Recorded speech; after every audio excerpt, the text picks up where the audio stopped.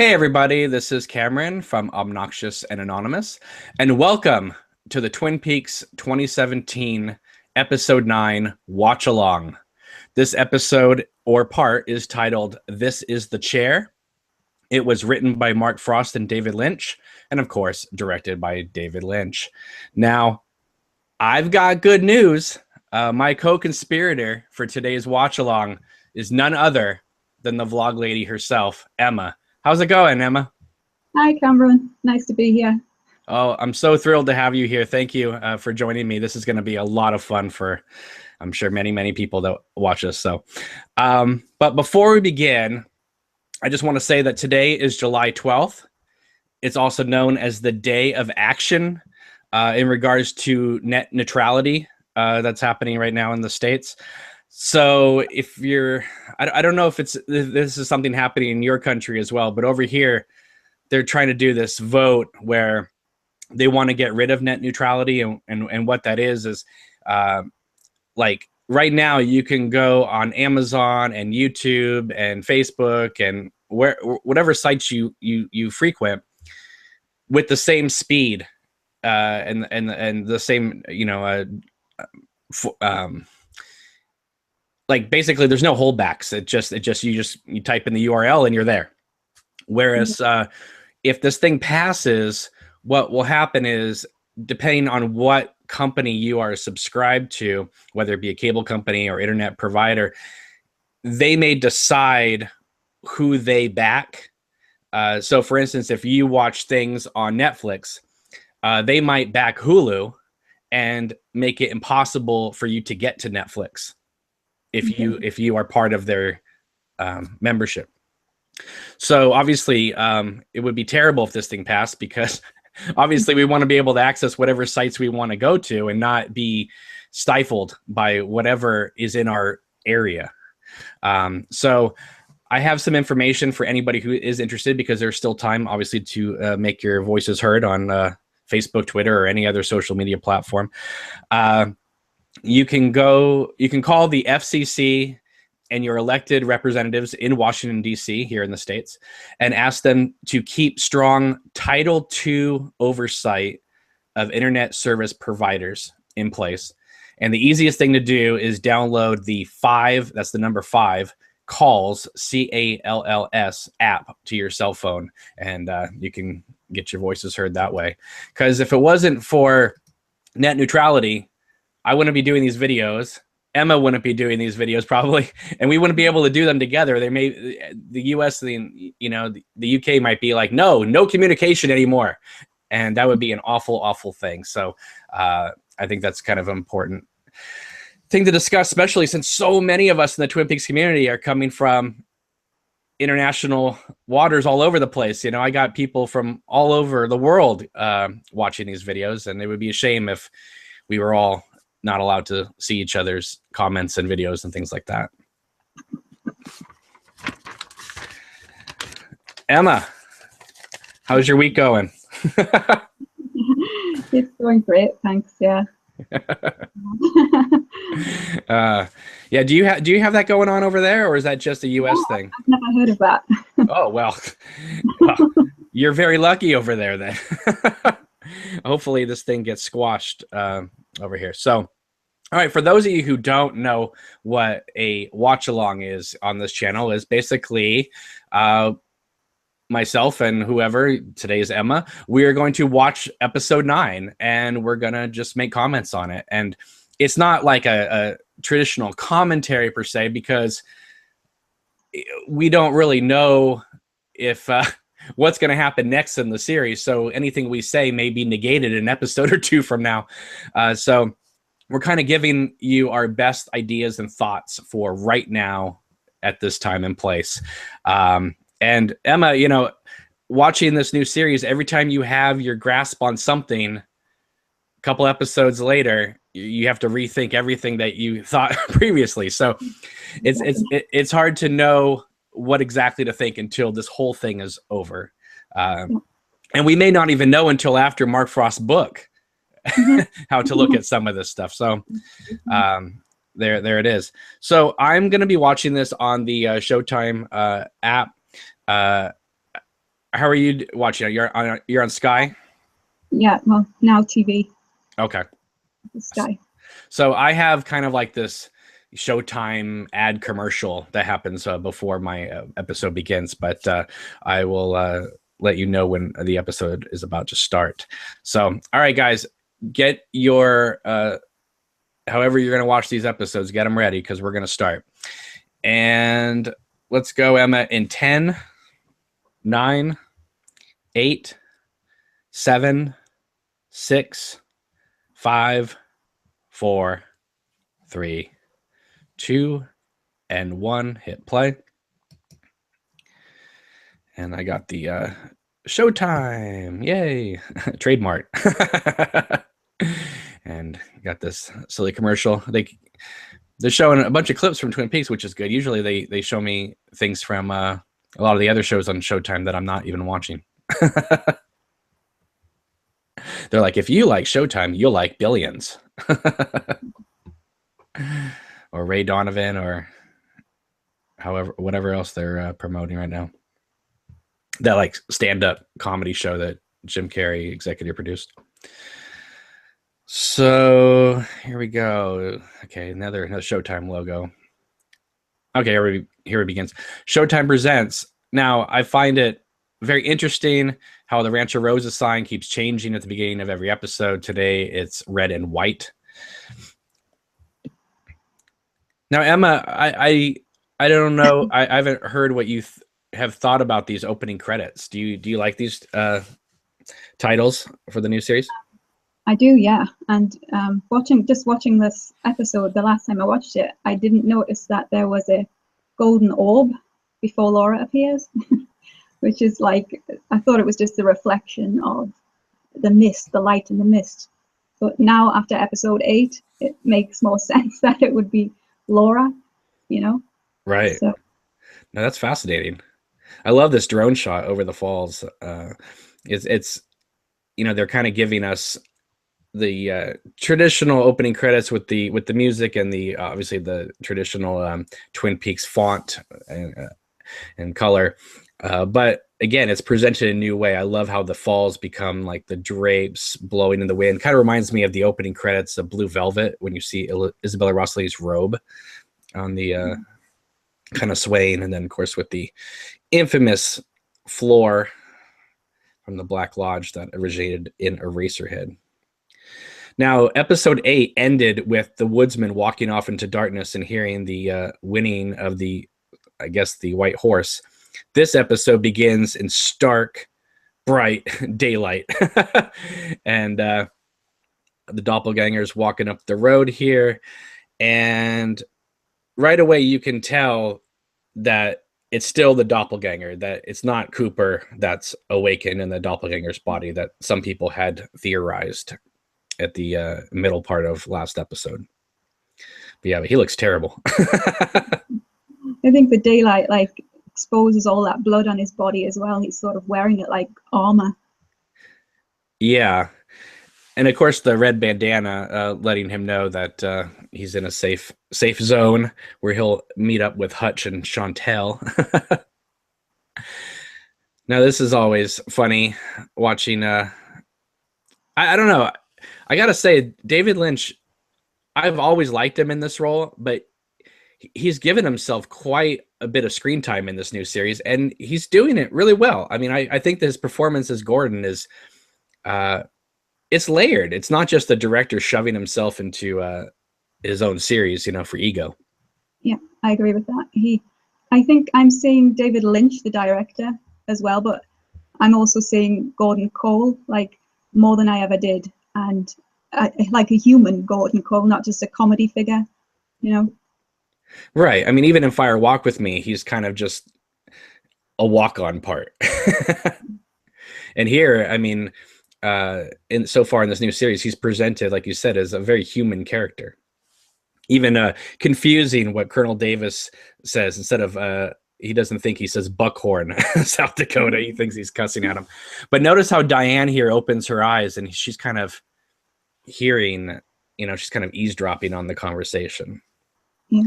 That's going to come into play later in this episode. So Here's Tim Roth. People were very relieved that he wasn't playing Philip Jeffries. He is playing Hutch, the husband to Chantel, played by Jennifer Jason Leigh, who apparently does not care that she's having an affair with the doppelganger. And of course, Tim Roth and Jennifer Jason Leigh, they're coming off the Hateful Eight together. So this is kind of a mini reunion. I didn't recognize Tim Roth at first, but I haven't seen him in anything in a while. But I think because he's performing like this with a hunched over and he's got these tics, that he's playing it well as this sort of hick figure, you know. Right. And then he shows, Doppelganger shows Chantel where he got plugged. And this is more or less like where Cooper would have been shot if he wasn't wearing his vest, correct? At the end of season 1? Yeah, I think so. Right. So there's just parallels going everywhere.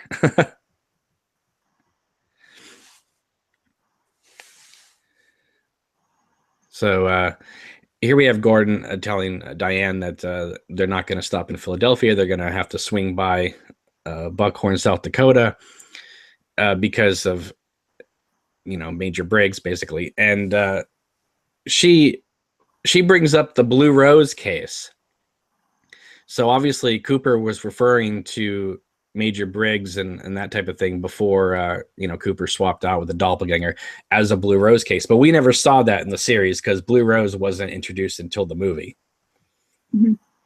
So I thought that was an interesting thing that they keep bringing up this Blue Rose cases stuff when it never was mentioned once in the original series. But and I like when Diane looks over at Albert and he's just like, I know, F you, Albert. They make a good little team.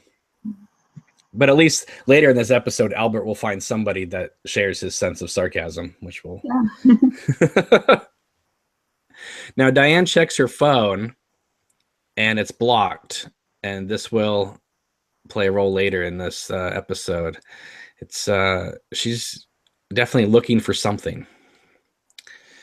And Tammy now gets a call from Warden Murphy, and this made me laugh because it's like, yeah, how does the warden explain this to Gordon? That the doppelganger managed to break out of prison right after Gordon said, keep him here. Gordon says, what? How the hell did that happen? It's like, yeah, exactly. Thank you, Gordon, for saying exactly what the audience is thinking. And then Gordon says, Cooper flew the coop, which, of course, is a reference to something that Albert said to Cooper at the second episode of season 2 about Wyndham Earl. And keep Wyndham Earl on your mind in this episode because there's a couple other things that come up. And now the doppelganger and Jennifer Jason Leigh walk past the dead farmers. I didn't notice that the first time around, but you can see the couple. They're not sleeping out back like Hutch says. They're obviously dead. And now the doppelganger is sending a text that says, around the dinner table, the conversation is lively, which is interesting because it's all in lowercase and the recipient will get it all in caps. So we have to think about that. And now he's calling the guy, one of the guys in Las Vegas, the guy from Winkies and Mulholland Drive, and he is asking him, he wants the assassination of Dougie basically to happen ASAP. Obviously the assassination attempt by Ike the Spike failed. So I'm wondering why Dougie Evil Coop chooses to surround himself with the kind of people that he's surrounding himself with. I mean, because they are all pretty uneducated and lower class, and I just wonder if he's getting everything he needs from that group of people. Can he control them? Is that why he is choosing to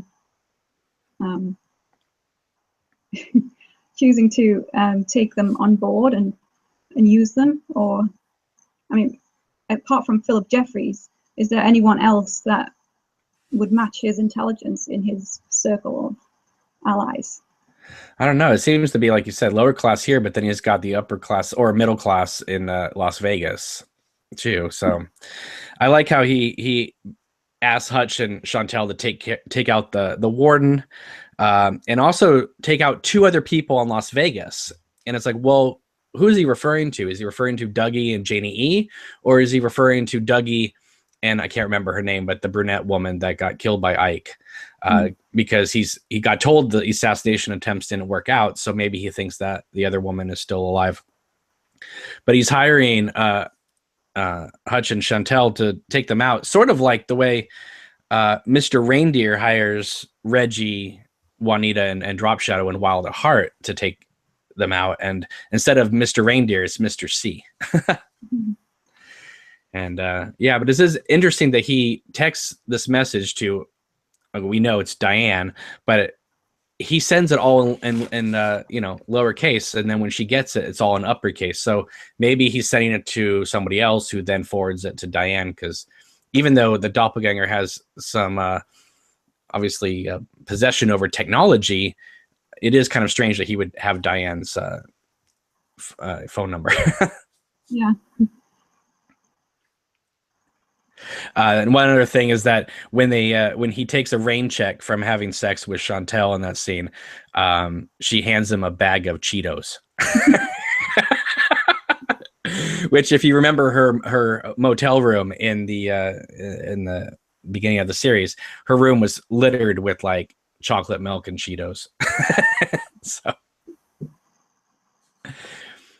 now here we have Dougie's boss, Bushnell, talking to the police about Dougie's background a little bit. We learned that Dougie has had a car accident and that he suffers from lingering effects. Okay, so that explains a little bit why people aren't taking his situation that seriously. But come on, I mean, Dougie looks like he's in a walking coma. So. Yeah, I mean, I'm glad we got an explanation for that, because it was bugging me why everybody was just allowing his behavior to continue. I do think that they would probably treat him with kid gloves, if something like that had happened to him and he had been a good person to know before that, and he has a family, and I guess they want to support him. So right. And Bushnell, he looks trim. Like, I mean, he looks like he's ready to step back in the boxing ring. So hopefully we'll get some fight scene between him and Ike or something later on in the series. And he's going to be, this actor, Don Murray, he's going to be at the Comic-Con presentation next weekend as well. So did you hear about that? I did, yeah. The Comic-Con where they're going to show episode 11 early? It sounds exciting for whoever's going. Oh my! I am so thrilled for whoever's going. I'm just going to make sure I stay off the internet. So I don't want to know anything. Mm-hmm. What do you think about these police officers? I mean, I don't know. Are the actors related? They look the same, don't they? Well, they're supposed to be. I think one of them is like, two of them are supposed to be twins or brothers. Okay. Now, this is a Twin Peaks trope here, where Bushnell tells Dougie, tomorrow you and I are going to work together, and that's something that would always happen in Twin Peaks. And then you would know, okay, the next episode, this is going to happen. So obviously, in episode 10, we'll probably see Bushnell trying to work with Dougie about getting to the bottom of whatever's going on here.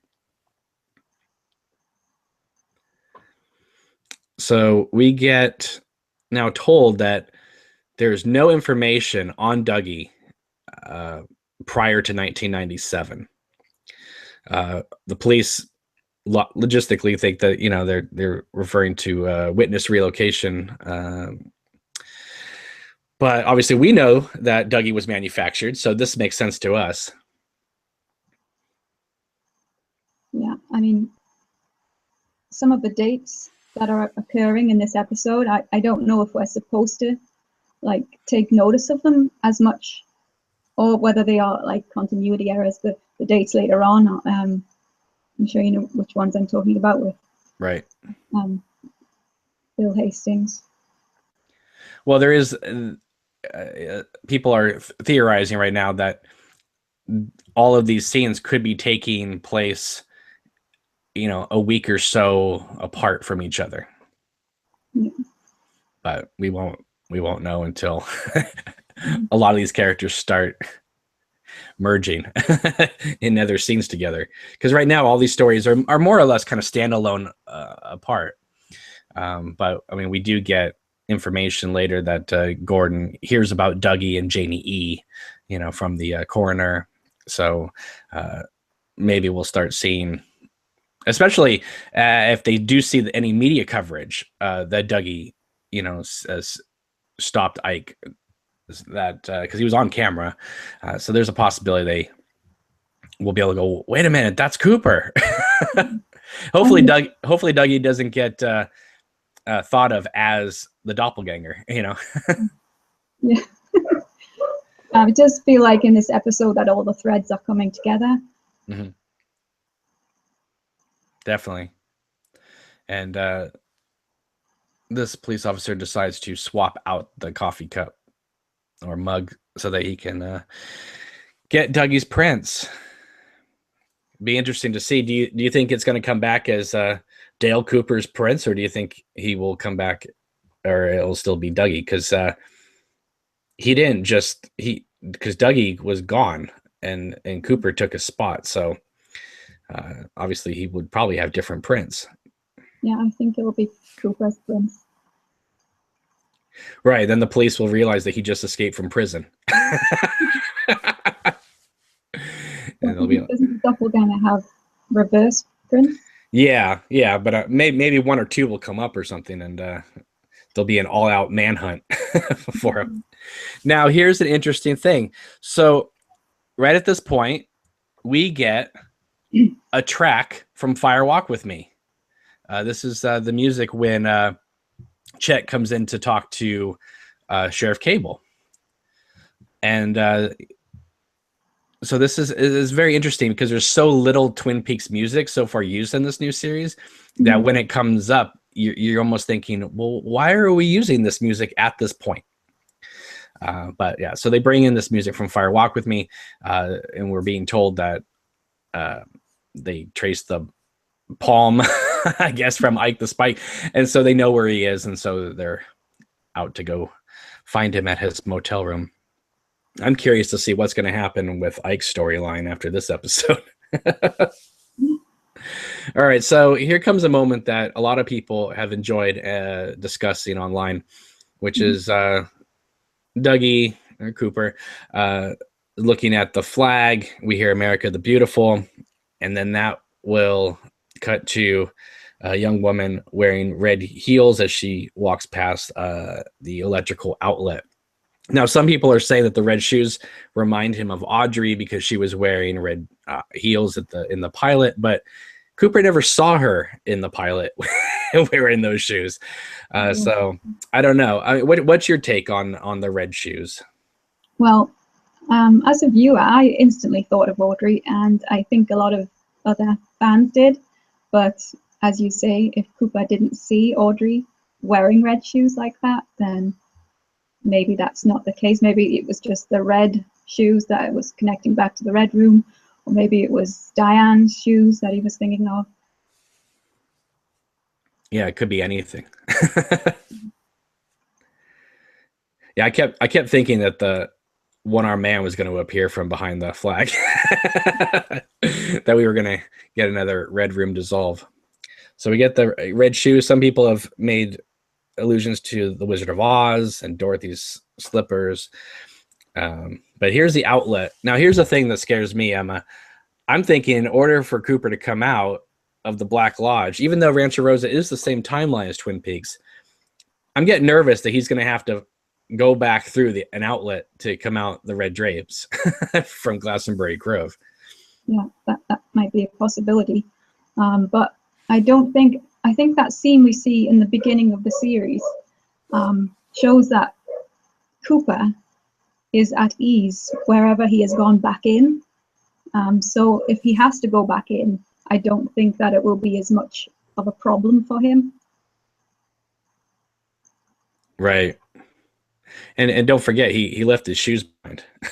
So here we have Ike calling somebody named JT about the failed assassination attempt, and that he's taking medical leave. And this is a very strange character, I have to say. He's only in a handful of scenes so far, but it's very peculiar. And now we have the Fire Walk With Me track come back into play as the cops assemble outside the parking lot, getting ready to arrest Ike. There is a lot of Angelo Badalamenti music in this episode, and that really surprised me, considering how little of it there has been so far in this new series. But they really cram it in, which is interesting too, because he only has one track listed at the end of this episode. But whenever a character shows up, in a picture, they're credited for, being in the show. So I think Angelo has like 4 tracks in this episode, but only one of them is credited. It's very interesting. So here we have Ike walking down the hallway, and he gets stopped by these police officers. What do you think is going to happen next for him? Do you think this is the end of his story arc, or do you think he still has more? I got the feeling that this was the end for Ike the Spike. Yeah. I like the fact when they said, we have your whole palm, and the other cop just starts laughing. So. And now we see the big bandage on his hand, and he's like, oh. Now, of course, here's another just beautiful shot of the sun coming through the trees outside the sheriff's station. And again, Badalamenti track. This is the Dick Tremaine, one of the music they used for Dick Tremaine, as well as James Hurley. So we're definitely back in Twin Peaks territory, as we have Andy and Lucy kind of arguing, I guess, about what color ottoman chair they're going to get, beige or red. Now, I've had some people say to me, what is the point of all this Andy and Lucy stuff? Let's just get on with it. I find it charming. It's cute. It's cute, and it sort of foreshadows what's to come with the other chair as well. True. And of course, in the background, you see the worst Photoshop family picture of all time of Andy, Lucy, and Wally Brando. But, this is what relationships are all about, compromise. Andy says she can get the beige chair, and then she chooses the red chair.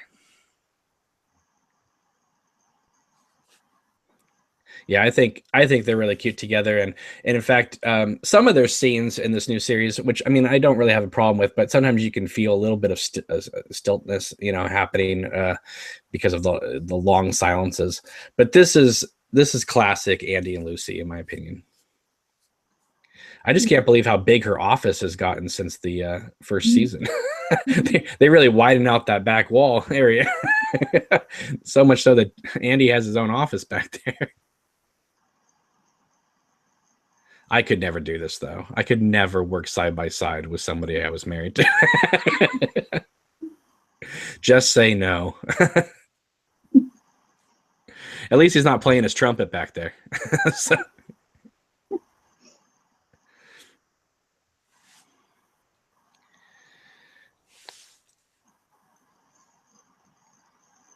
here she is, buying the red chair.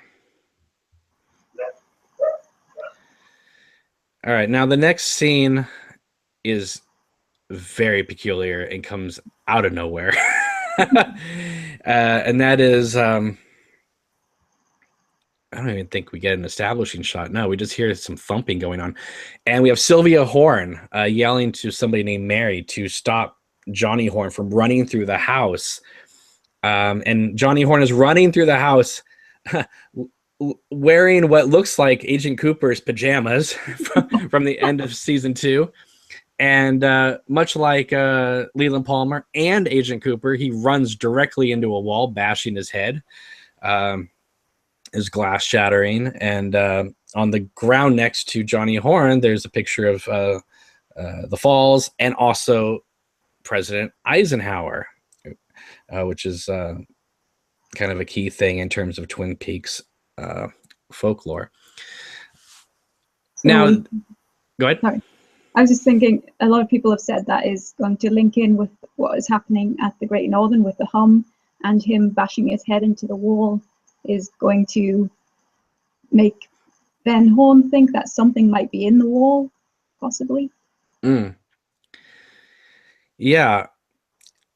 There's something really weird happening in this series with the horns, and I'll bring that up later when we get to Jerry and Ben scenes.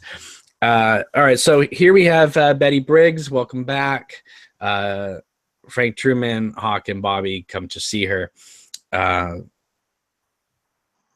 Now, what's interesting is Ray and Daria, they know about her because they mentioned Betty in the first like few episodes, or Hastings does too, I think, about a Betty. So since we know that Hastings met up with the Major later in this episode, I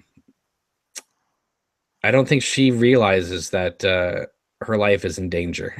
There's a lot of people who know about her.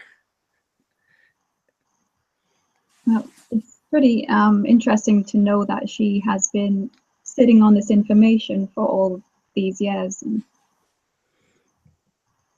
Yeah, even her own son Bobby is looking at her like, "Oh my God, Mom, why didn't you tell me about this?"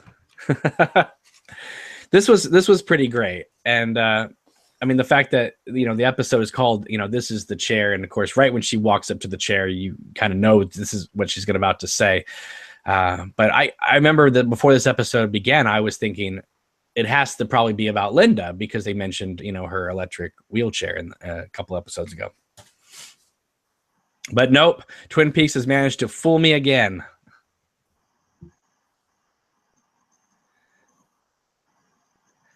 So to me, all this Major Briggs time travel, interdimensional stuff happening, I think this is paving the way to suggest that he is involved with the hiding of Laura Palmer's diary pages in the bathroom.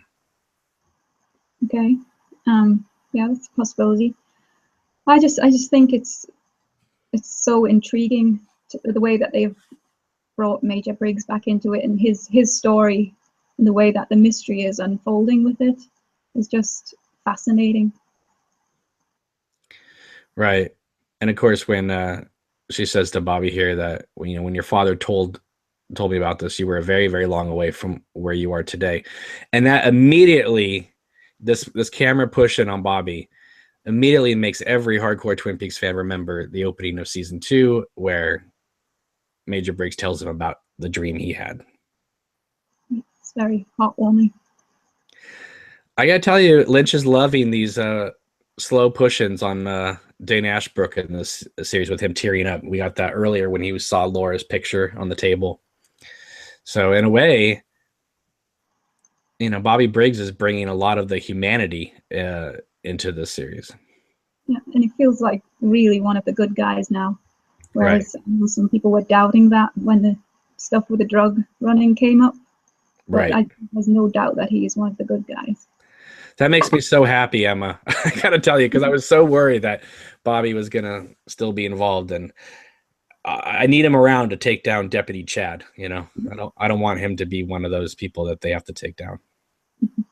So Gordon walks into the lobby here and says, "This is the waiting room," which I thought was great. A wonderful callback to the Red Room. And Diane lights up a cigarette and just doesn't seem to give an F about anything. And look, she's wearing red shoes too, but they're not heels. She's like, "I'm going to smoke. It's a morgue." Now, this is the part that fascinated me. So she gets on her phone, and while everybody is talking about the text message that she gets, I'm more intrigued by the fact that Lynch is playing Wyndham Earl's theme underneath her receiving this message. Because I'm thinking there's still a connection here with Earl and the doppelganger in some way. I don't know, because they haven't mentioned Wyndham Earl, have they? No, but just using his theme and having it connect to Diane, who would know about Wyndham Earl.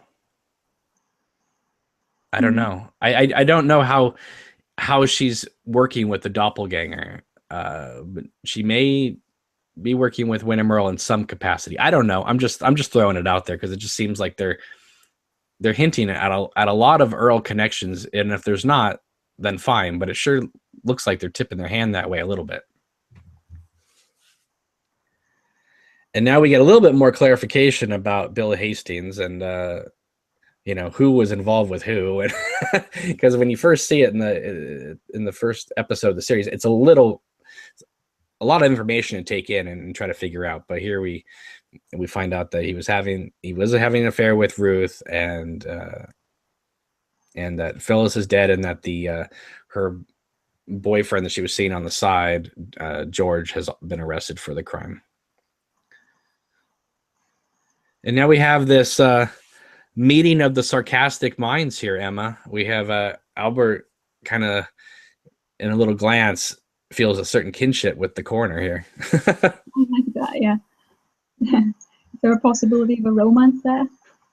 We have 9 episodes left. We don't have time for any romance right now.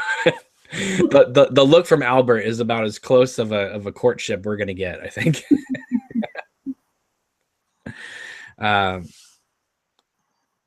Yeah, and when Albert reads, from the paperwork, and we met the major, I gotta tell you, Emma, I got kind of chills. There's like you said, it's fascinating the way they're bringing back Major Briggs into this series, and yet it does feel correct. Like this is the natural extension of where you would take Major Briggs's character from what we saw in season 2. Yeah. It doesn't feel like some tacked on X-Files mumbo jumbo. It's like, yeah, this is what would happen. Remember Major Briggs in season 2 showed up with a World War I outfit in the middle of his living room. So.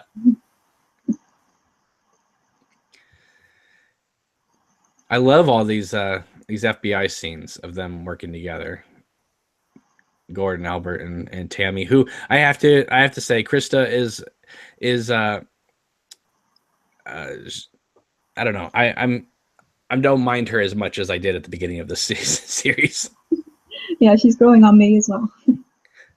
I mean, I'm still not thrilled with some of her choices, but she's not as vampirish as she was at the beginning of this series. So here we're gonna, in a minute or so, the coroner is going to give Gordon Dougie's wedding ring. That says to Dougie, love, Janie E. And that is that's great. When you talk about things coming together, it's like, okay, well, now they know about Dougie. But how the heck did Dougie's ring end up in the body of Major Briggs?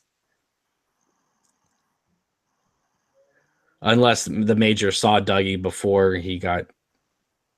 I don't know if he got killed or whether his head just came off. But, yeah. Because Hastings later in this episode, says that his head just disappeared, but then he also talks about being held down by a group of people. So, okay, now we have Jerry Horn in the woods again.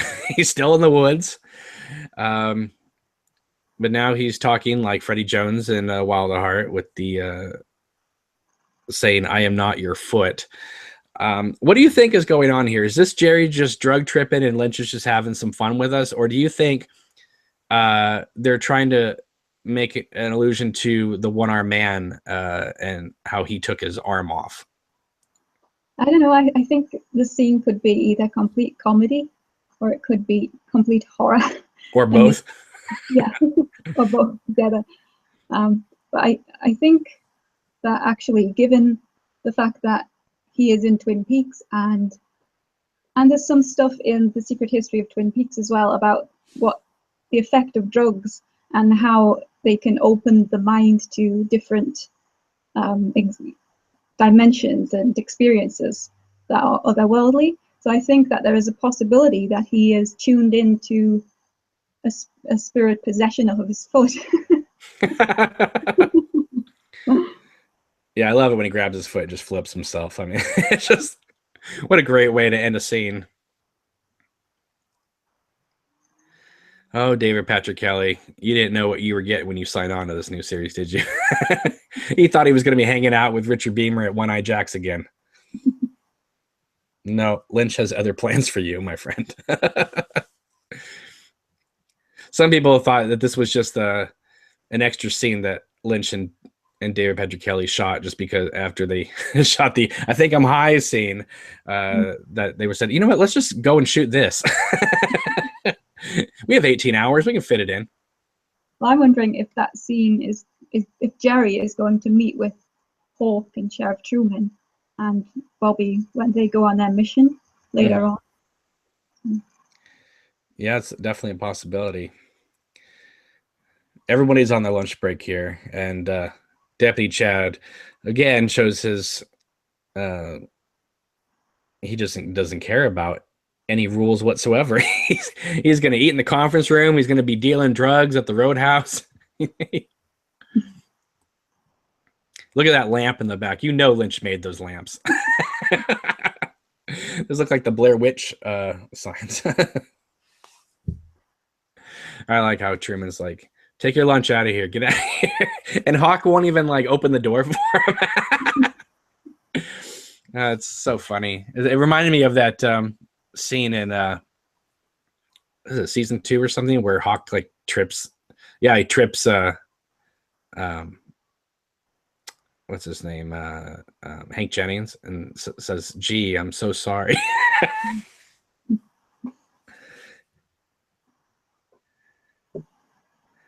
Yeah, Lynch loves to show the process of things, you know. People walking out of rooms, cars driving down the road, and then panning the camera back to show another car coming up the road. And that's how, my friends, is how you take nine scripts and turn it into 18 hours. You play things at real time.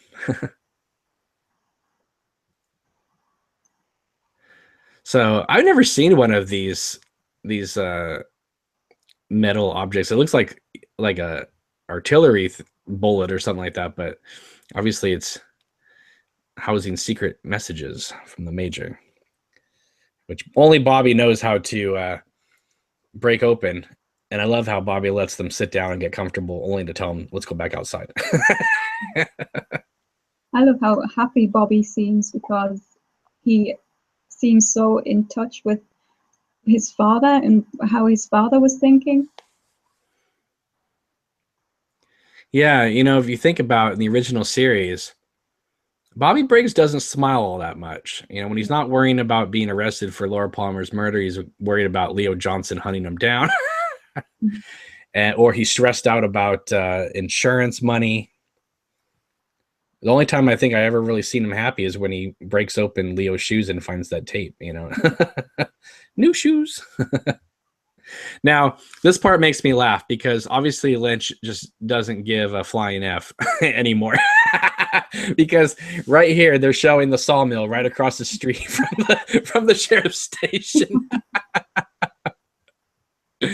It's like, yeah, I remember in the original series where we used that for locations and we made a shortcut. Yeah, now the sawmill is just directly across from the sheriff's station. Oh my. And of course, you know, we have this ringing sound coming from this thing, which made me think about what Benjamin Horne and Beverly are listening to in the hotel. Yeah, it sounds the same, doesn't it? Yeah, I mean, a little different, but on the same wavelength. But I'm really hoping that the Great Northern stuff is Josie. I really do. So Frank Truman pulls out these little pieces of paper here. And the first one has a picture of the Major's tattoos. Also, there's a red ball or red balloons that we've seen throughout this whole series, and also the black owl-shaped thing that the doppelganger was showing to Daria. Do you notice anything else besides the Jack Rabbit's palace thing he mentions here? No, I haven't really studied it. There's obviously another number of 253, which is something we've heard a lot about, and also the dates October 1st and October 2nd, which they say is 2 days from now and the day after, which, depending on which number Bill Hastings writes at the end of this episode, some people see it as 920 and some people see it as 929. If it is 929, well, then it is the same time, right? Because 10-2 or 10-1, 10-2 is a couple days from now from then. So I would feel, I don't know if they're really playing all these storylines on different timelines. That would be very bizarre if they are. But I guess we'll have to see. But yeah, Bobby is just on cloud nine, and meanwhile, that I just can't help but notice that the sawmill just right behind him the whole time. like couldn't she have gone like up the grass a little bit, Lynch, and just kind of repositioned the camera to not have the smokestack right there? But yeah, that's part of its charm. Not only did the sawmill burn down, they moved locations. And now we get the second piece of paper, which has Cooper. And if you look, there is a third Cooper there as well. It just got cut off. But if you see the original scene, there are, I believe, 4 Coopers on that paper. So even though the Major did cut it down to reveal 2 Coopers, we know that there were 3, obviously, with the Dougie creation. And there may be 4 if we are to believe the original paper that the Major showed Agent Cooper in episode 2 of season 2. Now I have to get your opinion on this. What do you think about this agonizing, long but hilarious scene of Gordon just staring at Diane until he gets a puff from her cigarette? I love this scene because I feel it's like watching David Lynch with 2 of his muses, like a younger muse and an older muse. One he's known for a long time, one he has known more recently, and he just seems to be loving it, you know. He's just watching them sort of, well, Tamara squirming, right? and Diane is cool and she couldn't give, you know. Yeah. Now, but is there some communication going on between Gordon and Diana besides the cigarette business? Is she looking at him trying to communicate that something's wrong, and he goes, "Yeah, I better need a puff of that cigarette"? Or do you think this is just about him wanting to smoke? Well, that could be an interesting interpretation of it. But I kind of just thought that it was just all about the attitude in that scene. Right. Yeah, I don't know, because we don't really get a look. We only see the kind of the back of Diane's head. So like Tammy cracks a smile and then immediately goes back to stern, like, oh, I can't believe you went back on your word and are smoking. and the more angry Tammy gets, the happier Diane seems to get. Yeah, he says, we used to smoke back then, remember?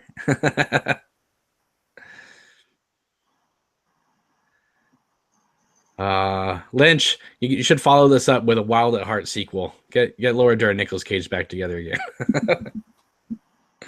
All right, so we're back with Bill Hastings, played by Matthew Lillard.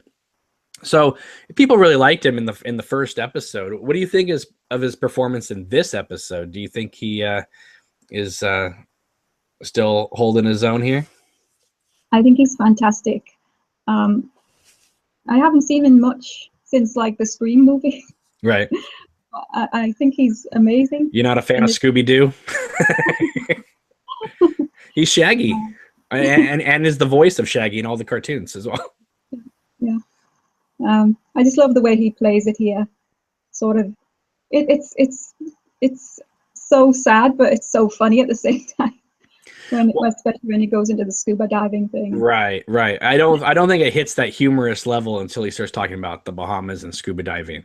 Up until then, it's like, wow, this is sad, but also fascinating because we're learning about this blog, that he wrote, or he is the creator of, Search for the Zone, which, of course, the real website, searchforthezone.com, dropped right after the episode came out, which is a fascinating site. It looks very much like something you would have seen in the late 90s. And what's interesting is that the website, apparently, for the sake of the show, was created in 1997, the same year that Dougie appeared. So that's interesting. Also, if Bill Hastings signs and dates Major Briggs' picture here as 9/20 or 9/29, somewhere around there, September, it's peculiar that the last post on the blog is for November 2015. So is somebody else, is his partner, right, updating the blog for him, or does that mean he gets out of jail?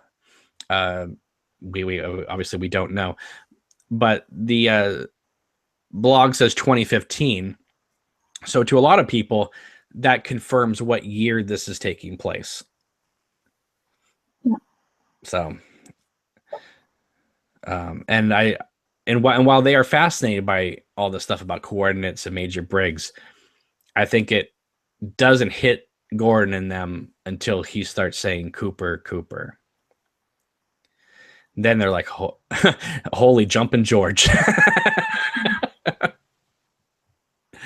Yeah, Matthew Lillard apparently did this in 2 takes, which, I mean, I can see that you're not going to do 20 takes of this. You're either going to get it in a few, or you're not going to get it at all. And, he's a very prepared actor and knows how to hit these moments. And, this isn't like an actor who said, well, I got cast in this David Lynch production, I'll just kind of come in and do this thing. Man, he is throwing himself into what is basically right now a throwaway, Law and Order kind of part. He's the innocent man convicted. But and while he's only in a few scenes, you feel like he did his homework and created a 3-dimensional character. Yeah, I mean, I kind of feel like I want a happy ending for him now. Right. Yeah, maybe this will end with Albert marrying the coroner, and Bill Hastings will be there with some new girlfriend with Tammy or something. No, nobody will be with Tammy. Only Gordon Cole will be with Tammy if Tammy has a boyfriend. Yeah, but I love the fact she says, I want you to circle the picture and sign and date it. It's all about the the legal. We have to show a court that I did not tell you which picture to circle. You did it on your own. Yeah, he seems to say 9/20 under his breath, but it looks like he writes 9/29. Right. Well, maybe he doesn't know what day it is. If you were in jail for a few weeks, you may forget what day it is too. So. But he talks about, the major floated up. Again, floating up reminds me of a red balloon or something, right before his head disappeared, just like Dougie's head disappeared. Yeah, and the guy in the jail as well, the black charcoal guy in the jail, his head floated up as well. When he said this, he was one of the woodsmen. Yeah. When he said this, I thought of the giant floating up as well. Right. And the way he describes it as well, he says it was beautiful. So I don't know if he's just saying that because he wanted to see something from another dimension all his life, and so anything would be beautiful to him. Right. I mean, but when the giant floated up, I mean, with that music, it was beautiful. Yeah. It was so beautiful you were tearing up. Mm-hmm. I saw your video. But he talks about how there were so many people there. But then earlier in this conversation, he talks about there were 3 people that that held him down. So it's like, who were the three people? Was it the doppelganger and Ray and Daria, or was it the doppelganger, Hutch and Chantel? Obviously, it was the doppelganger, but who were his two little co-conspirators with him? Well, Chantal seems to be constantly at his side, doesn't she? Mm-hmm. And here he is. We were going to soak up the sun. And look at the beautiful sunsets. Gordon's like, oh, God, cue Albert. Here Albert's going to say something really mean any second. I know it.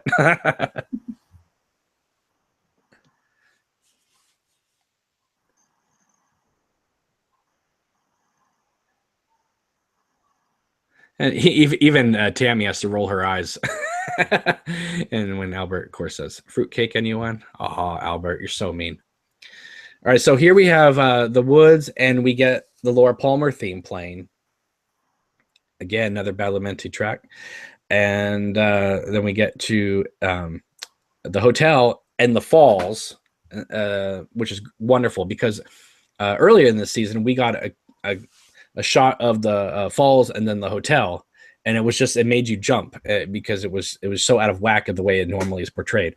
So you kind of feel like things are kind of, like you say, coming together and things are becoming more in line. But again, we're going to flip that again as this episode goes on. So here we have Benjamin Horne and Beverly again listening to the sound. So here's my thing about the horns right now is in this episode, we have Ben Horne, we have Jerry Horne, we have Sylvia Horne, presumably, if they're still married or if she's estranged, I don't know. And then we have Johnny Horne. And all of these characters, none of them are in the same scene together, or when they are, like Sylvia and Johnny, they're not in the same room together. So all the Horns they're not in contact with each other. And we still haven't seen Audrey. And Richard Horne, we don't know where he is at this point after he hit that child. So there's something really odd going on with the Horns at the moment. I don't know what. Fractured family. Yeah, literally and figuratively. Yeah, I kind of got the feeling that what happened with Johnny in this episode might sort of be the way in for Audrey. Like she's going to come in for the funeral or something? Yeah, possibly if he has died, or even if he's injured, she might care enough. Or if she's well enough herself, that is. Now, it looks like there was something romantic about to happen, and Ben stopped it and said, I can't do this. So this shows us that Ben Horne is still trying to be the good Ben Horne, that when he got his head knocked into the fireplace by Doc Hayward, that he didn't revert back to the old Ben. Yeah, possibly. I kind of thought that he might just be singling out Beverly because he genuinely cares about her in comparison to the other women that he might have had in life. Right. And now we get the third time in the series that we had the puddle outside the roadhouse with the same person traipsing through it. So we're at the roadhouse and we're going to be introduced to Ella and Chloe. Ella is the blonde that has the nasty rash going on.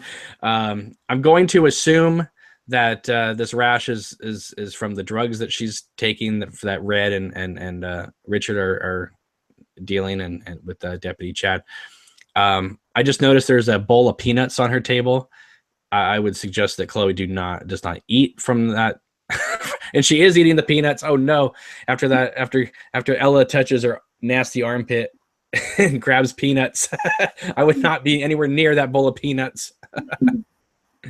But man, the drugs that are running rampant through Twin Peaks are just making everyone look like meth heads. And meanwhile, the sheriff's station is looking for the Black Lodge.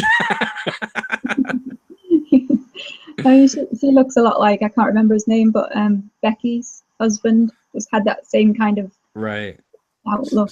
Steven. And what's fascinating too is if you go back and you watch episode 2 and you have Shelley sitting there at the booth with her girlfriends, and she says, "Oh, I think my daughter's with the wrong guy." And Jessica Soares' character, the one that James Hurley's looking at fondly, she says, "What are you talking about? Everyone loves Steven." And I'm thinking to myself, everybody loves Steven. I mean, a couple episodes later, we meet Steven. He can't get a job, and he looks like a crackhead. And so I don't know, like, our characters not see like what's with the drugs, right? Mhm. I mean, like, are people not seeing the effects of these drugs? Are people that blind? Because I don't see how everybody could love Steven if he is looks like that and and is living supposedly out of a trailer park with and can't hold down a job. Find it hard to believe that Jessica Soares' character, who looks like she's like a bank teller, would think that. I don't know. It's bizarre. But we get these two characters that we've never met before, and that seems to happen a lot in this series. We get these like little vignettes of characters we have no idea where they came from or where they're going, but here they are. Chloe and Ella talking about penguins and zebras, and both animals that are black and white. So I don't know. What's your theory on penguins and zebras? You think they're talking about police officers, or? Yeah, that they could be, or black and white could. Well, it reminded me of the floor of the Black Lodge, or the penguin also reminded me of the joke that Cooper tells Annie. Right. So I just have no idea, really. Right. Mhm. So here's something that kind of bothered me the first time I saw it. We have Au Revoir Simone playing again at the Roadhouse, wearing the same clothes that they're wearing at the end of episode 4.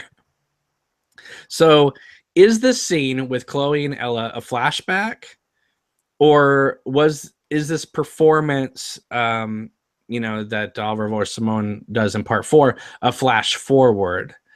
And then of course that makes you think, is it future, is it past? Because we only saw them perform at the end of episode 4. We didn't see a scene in context with them performing. So I mean, they could be performing the song at the end of episode 4 the same night, or maybe this Ella and Chloe scene takes place at the end of episode 4 and we just didn't see it.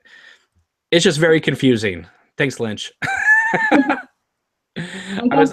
Good. This could take place at any time, and it really wouldn't matter, because it doesn't have a place in, it doesn't refer to any particular time. So I think they could just say it happened anytime. Right, but does it throw you at all that this is the first repeat band we've gotten in the series? I was kind of hoping we would get like a new band at the end of an episode, if that's the way they were going to go. But yeah, I thought it was a bit more boring, actually. I think the performances that stand out, and like the Nine Inch Nails and Chromatics stood out to me, but the rest have been a little underwhelming for me. Mm-hmm. So do you think the Julie Cruz performance, because we know it's coming, do you think that's going to be the one that closes it out? Yeah, I was thinking that, yeah. Right, because people have been asking her, when are you coming on the show? And she's like, I'm coming, relax. Yeah, everybody wants to know everything right now, but by the end of October, we're going to be wishing that we still had more episodes to think about and dream about. It will be over, and we will be sad. I was talking with someone the other day about how the way people are feeling about this new series and how they're thinking about it and talking about it throughout the week until the next episode. This is what happened when the original series was on, only instead of 4 months, it lasted 1.5 years. And that was truly a magical time. Yeah.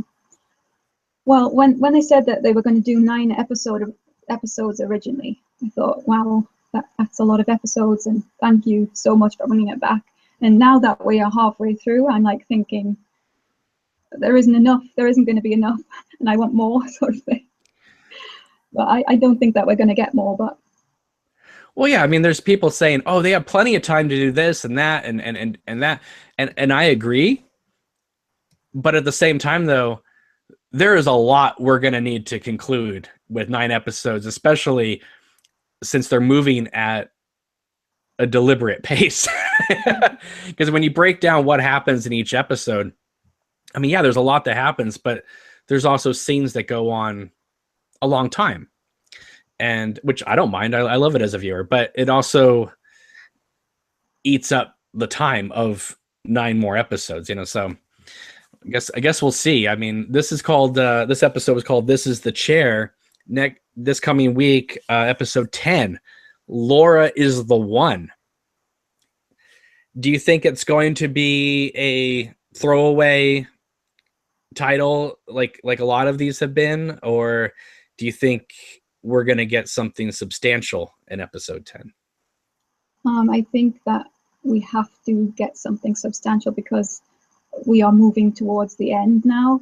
So I think that it has to come together in a way that's more meaningful, and everything has to piece together. So I do think that the Log Lady might make another appearance. Do you?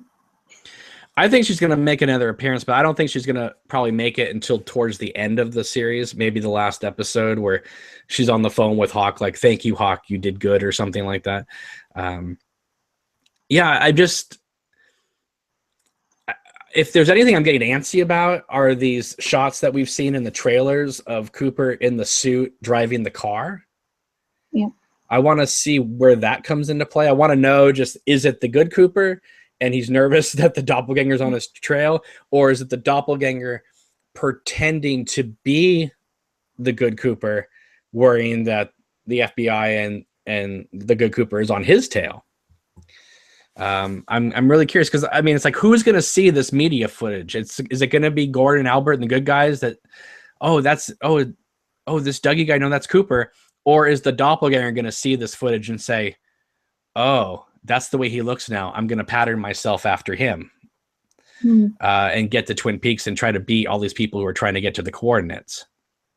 Yeah, I mean, I that's a possibility. But I also think that it would be difficult for him to do that, because when he tried to behave like the real Coop when he was talking to Gordon Cole, he couldn't do it. You mean this? That I rewatched that scene last night. Creepy. Yeah. It is so good to see you again, old friend.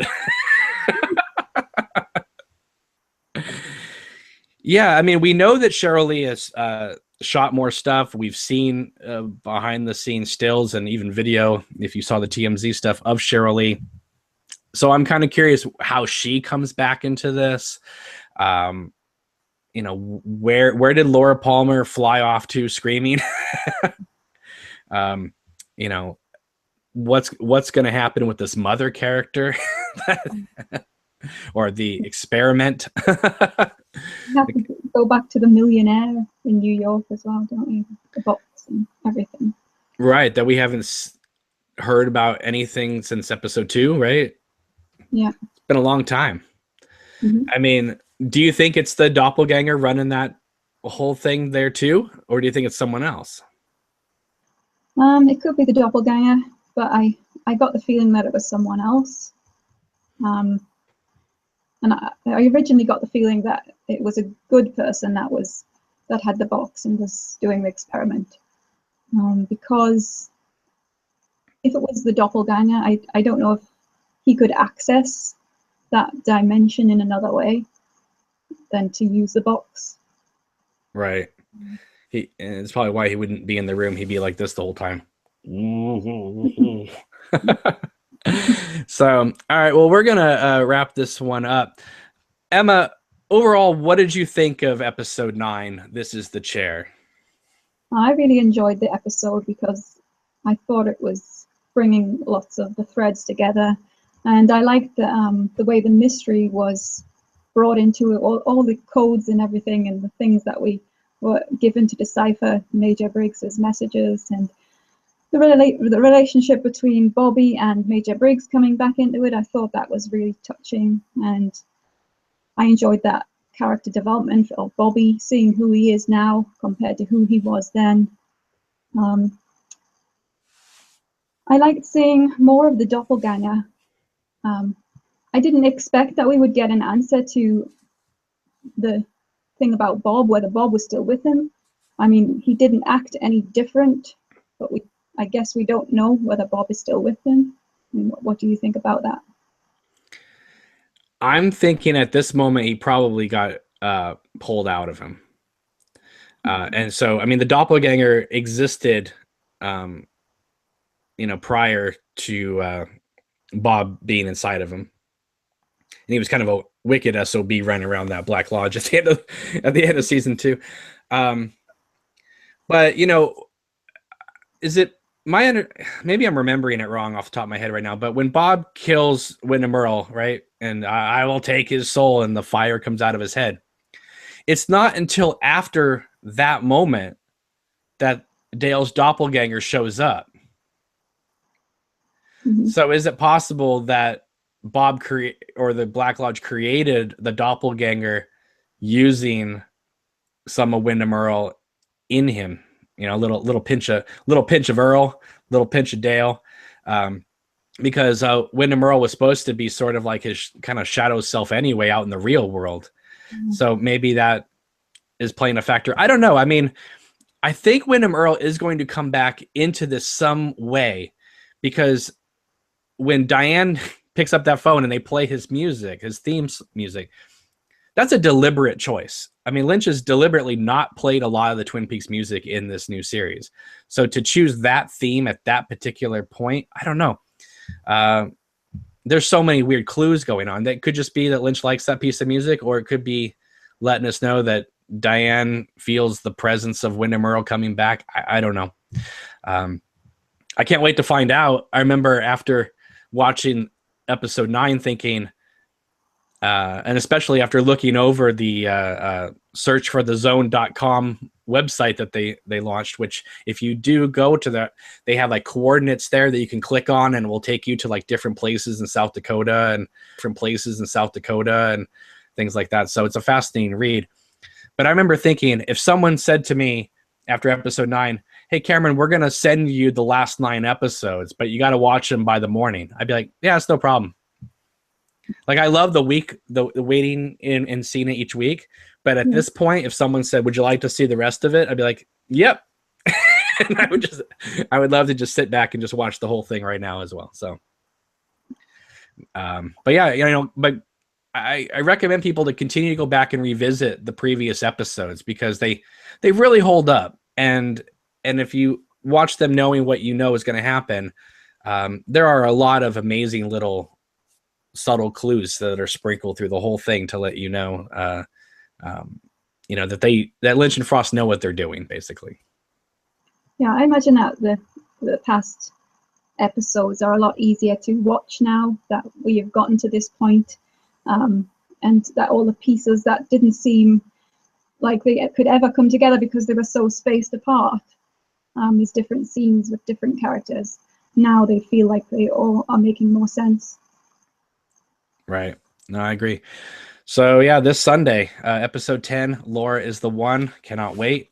Sounds like it's going to be a fantastic episode. And then episode 11 after that, I believe is called something like There's Fire Where You Are Going. That doesn't sound too good. That sounds like it's going to be one of those episodes where a doppelganger tree shows up and starts screaming non-existent again at me and on my TV. So hopefully, I can't wait to see what happens next, truly. So, all right, Emma, where can people find you on the interwebs? At the Blog Lady on YouTube, Twitter, and Facebook. Fantastic. And you guys know where to find me. Check the show notes below. Thank you, everybody, for watching. And thank you, everybody, for your likes and your shares and your support. We all greatly appreciate it. And we will see you soon. Take it easy, guys. Bye.